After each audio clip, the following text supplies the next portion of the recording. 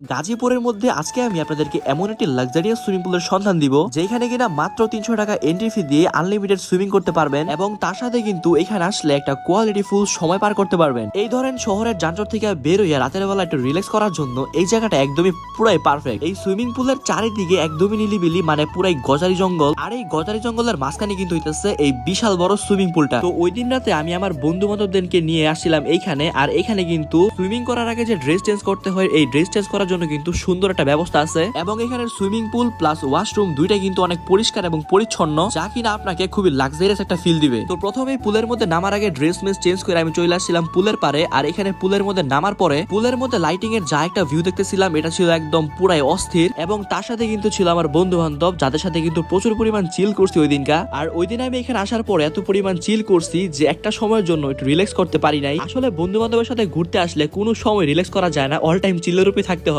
দাঁড়ান আপনাদেরকে আমার বন্ধু বান্ধবদের চিল করার কিছু ফুটেজ দেখাই, কারণ এই ফুটেজ গুলোর মধ্যে ভয়েস ওভার দিলে মজা পাবেন না।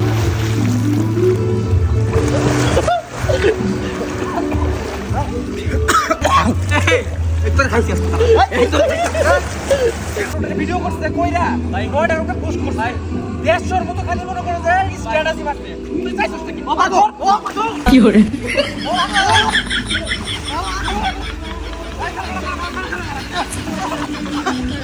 আর করবি ভাই বাবা বাবা বাবা তুই না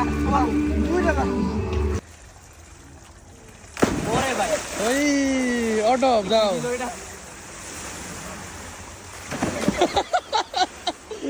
অটো লাভ।